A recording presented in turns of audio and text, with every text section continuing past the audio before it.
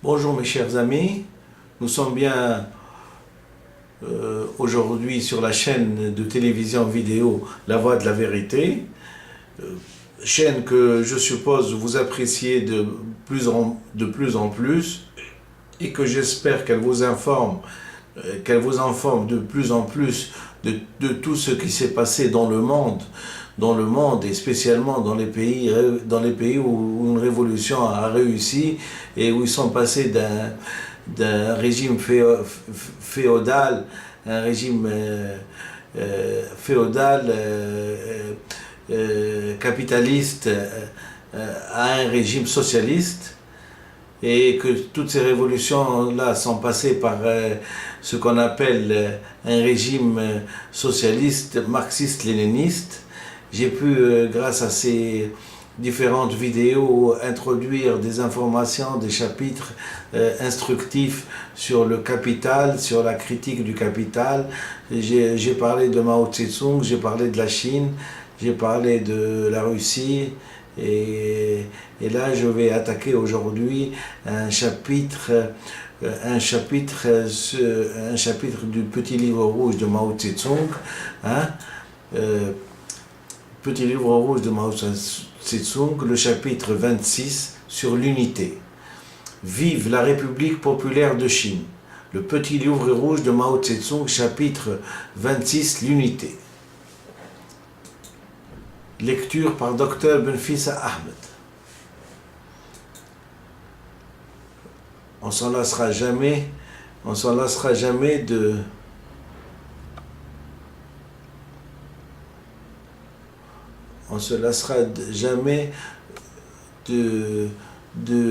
chérir la révolution chinoise pour la réussite qu'elle a pu faire dans ce pays immense de 600 millions avant d'habitants, et qu'il est maintenant à 1,3 milliard d'habitants. C'est énorme. Et ils vivent, ils travaillent, on n'entend pas parler d'eux. S'il n'y a pas de grève, ils sont les plus riches du monde.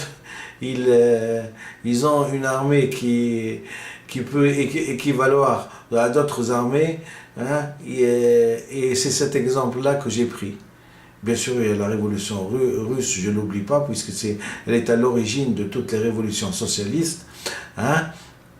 Mais j'ai retenu la révolution chinoise parce qu'elle a ce qu'on appelle un mode d'emploi. Et je suis en train de vous lire exactement le mode d'emploi d'une réussite d'une révolution. Et dans le premier chapitre, dans le premier chapitre de ce mode d'emploi, il y a écrit: et on ne peut pas réussir une révolution sans un parti communiste, marxiste-léniniste.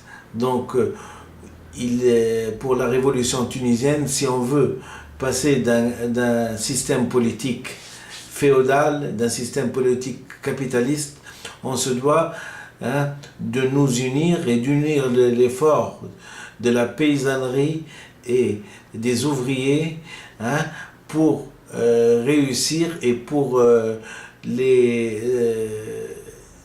aider à fonder un parti communiste tunisien.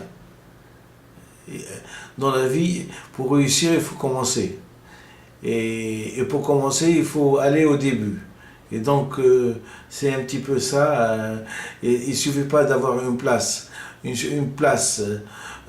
bien bourgeoise, dans un site parlementaire ou dans un grand salon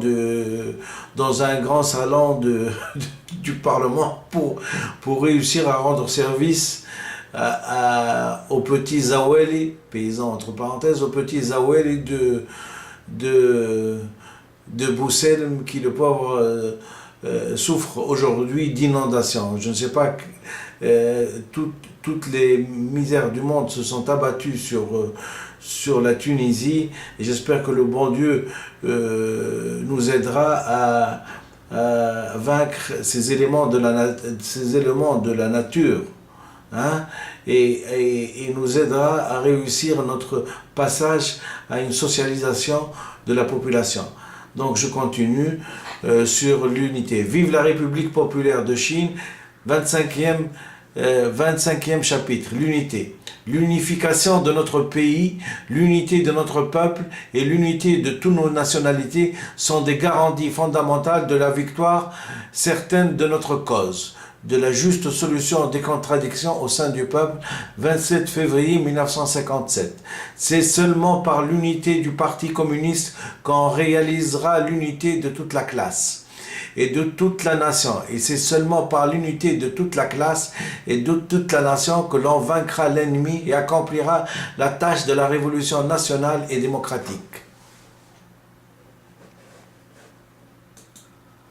Vive la République populaire de Chine, luttant pour entraîner les masses par millions dans le front uni national anti-japonais. 7 mai 1937, œuvre choisie de Mao Tse-tung, tome 1.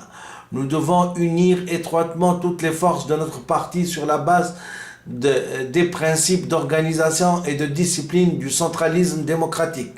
Nous devons assurer l'union avec tout camarade, quel qu'il soit, à condition qu'il veuille observer le programme, les statuts et les décisions du parti. Du gouvernement de coalition, 24 avril 1945, œuvre choisie de Mao Tse-tung, tome 3. Ce procédé démocratique destiné à résoudre les contradictions au sein du peuple, nous l'avons résumé en 1942 dans la formule unité, critique, unité.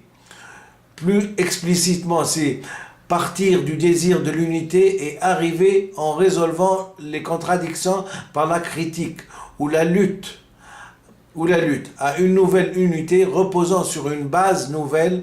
Nous avons pu constater d'après notre expérience que c'est là une méthode pour résoudre les contradictions au sein du peuple. Et très important ce chapitre sur l'unité.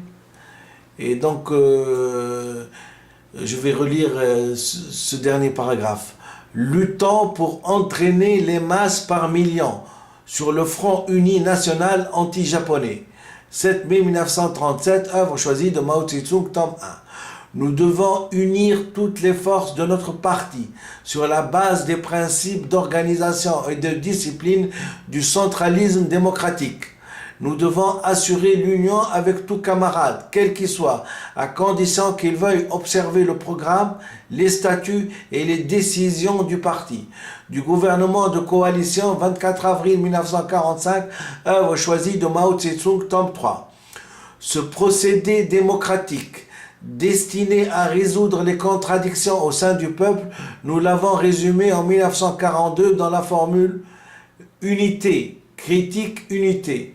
Plus explicitement, c'est partir du désir de l'unité et d'arriver en résolvant les contradictions par la critique ou la lutte à une nouvelle unité reposant sur une base nouvelle.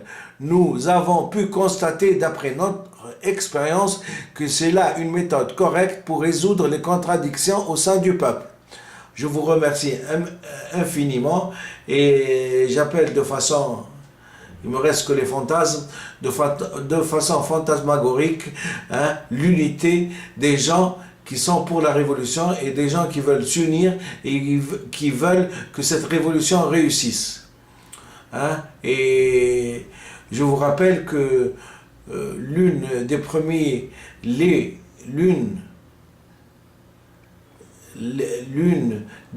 réussites d'une révolution, c'est de pouvoir l'appeler.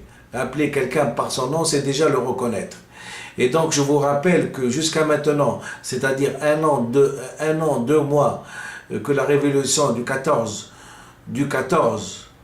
janvier 2011 s'est passée, cette insurrection qui a abouti à la révolution, et que depuis 2 mois après, j'ai pu nommer la révolution Thawrat al-Sha'b al-Tunsi lil-Mu'ta wal-Muktasab, ou plutôt ثورة الشعب التونسي للاحترام للمعطى والمكتسب jusqu'à maintenant, jusqu'à de nos jours, hein, des centaines de morts, des centaines et des milliers de blessés, hein, des gouvernements qui se sont succédés, des réformes et l'aveu, le grand aveu de nommer cette révolution comme il se doit, parce qu'elle a été faite pour ça, on ne l'a pas nommée. Si les gens se mobilisent pour aller en guerre, hein, contre même leurs citoyens quand il y a une guerre civile, regardez quel courage ils ont, hein, de pouvoir se battre pour leurs idées, hein, pour leurs convictions politiques, hein, et qu'ils réussissent, hein, pour leurs choix politiques, et qu'ils peuvent défier les plus grandes puissances mondiales, à savoir le Japon et l'Amérique. Et la Chine a vaincu. Hein? La Russie aussi, elle a vaincu et elle a pu instaurer le socialisme démocratique. Et nous qui avons maintenant une lueur d'espoir de changer de civilisation, hein, de changer légitimement après avoir été esclaves, hein, pendant des siècles, hein, à faire ce qu'on nous dicte de faire, hein, ce qu'on nous dicte de faire grâce à une monnaie fétiche, hein, le dollar ou l'euro, hein, qui nous dicte notre politique à l'intérieur de nos... Hein, on n'a même pas été capable, maintenant que tout est expliqué, hein, sur ces vidéos, on n'a même pas été capable de reconnaître le nom de la révolution. Le nom n'est rien d'autre que ثورة الشعب التونسي للاحترام للمعطى والمكتسب. Et cette révolution n'est pas propre à la Tunisie, et elle est propre au pays arabe. Donc sa légitimité n'est pas constitutionnelle, elle est humaine et elle est pan-arabe. Elle est pan-arabe. C'est-à-dire que si nous faisons le pas et nous reconnaissons cette révolution, le petit Palestinien, le petit Libanais, le petit Irakien, le petit